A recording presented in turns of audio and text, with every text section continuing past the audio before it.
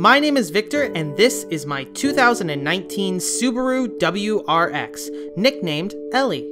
I've owned my WRX for almost 2 years now, and there's no other way to say it, this car is awesome. My first car was my dream car, or at least my attainable dream car. It's fun to drive, practical, surprisingly fuel efficient, and it has a proper 6-speed manual gearbox. It's also completely stock, but I found a lot of people ask me what I'm gonna do to it. I love modified cars, but I bought my WRX new as a reliable, long-term daily driver, and because of the cost of parts and the warranty getting in the way, I won't be doing any major modifications for several years. There are some minor things. My girlfriend got me some mud flaps for Christmas that I'm going to install this summer, and I did do one other crucial modification when I first got the car. But being a car guy, it was difficult to leave it at that, so I took some of the money I would have spent on modifications, and I bought something else.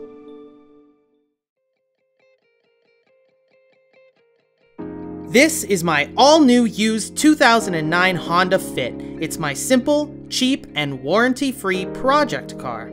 Believe it or not, the Honda Fit is actually one of my favorite cars. Certainly not for its performance, because the 1.5-liter 4-cylinder engine is not fast. The car screams its way to 0 to 60 in about 8 seconds downhill if you have a strong wind behind you. But the manual transmission, yes, it's also manual, makes it so much fun to drive. The seats in the back fold down, and it's incredible how much you can fit in such a small car.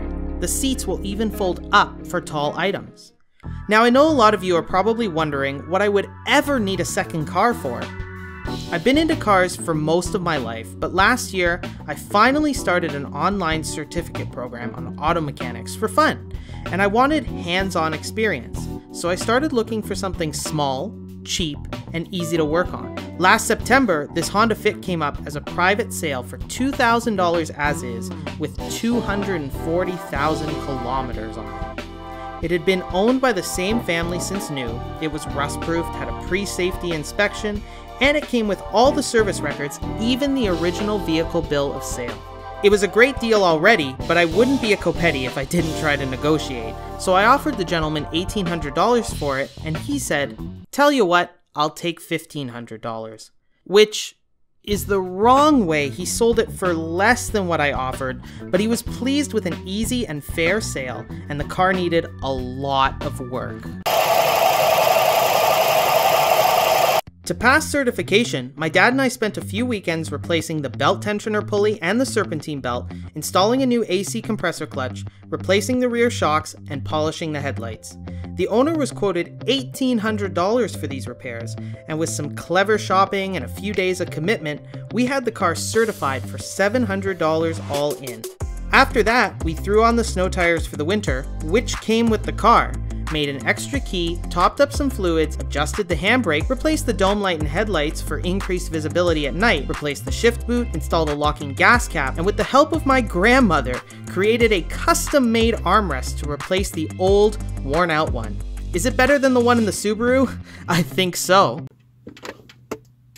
There's still a little damage and rust that needs to be fixed next summer in the back wheel wells, and a hood that's absolutely destroyed from rock chips. The previous owner called the car well loved. But it's been saved from the scrapyard and will drive on hopefully for years to come, provided I can keep up with the maintenance. Oh boy. These problems were fixed with a clamp for the exhaust and a new ignition coil. But that's kind of the point. I bought the car to fix it and drive it, and if more problems present themselves, that just means more opportunities to learn. I've also been teaching my girlfriend how to drive standard, and how to drive in general. I'm not sure how much she loves driving stick yet. It can be frustrating at first, for sure. But she's been a great sport, she's willing to learn, and she's picking it up very quickly. Oh my god. Oh, we're safe. Plus, this car's really small and easy to see out of, which is great for first-time drivers. We also got to detail the car together.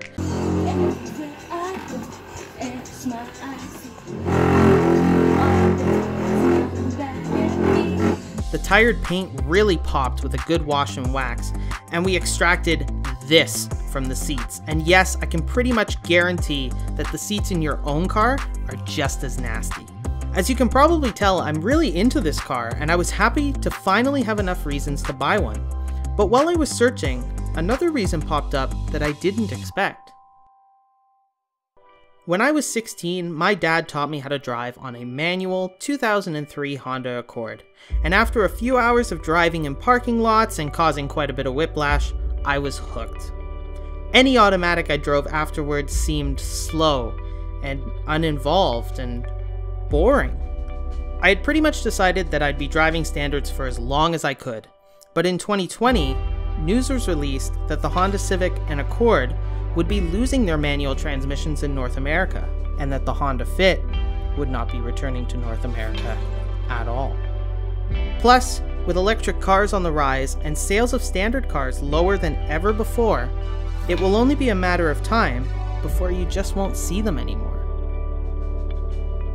Originally, I wasn't planning on keeping the Fit for very long. I figured I'd learn and have fun for a year and pass it along.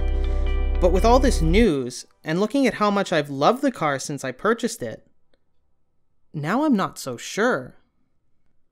If you're thinking about getting into cars, don't wait. There are cheap, fun options out there that can provide great learning opportunities and awesome memories. When people ask me what my WRX drives like, I throw them the keys. It's a car, it's meant to be driven and enjoyed. It's meant to take friends and family on road trips and put ear-to-ear smiles on their faces. But now when people ask me what it's like to drive standard, I can throw them the keys to this. They can experience something new, something I've loved since I first sat behind the wheel. So if you've ever wondered, or it's been a long time since you've driven stick, hit me up once this pandemic is under control, and let's go for a drive.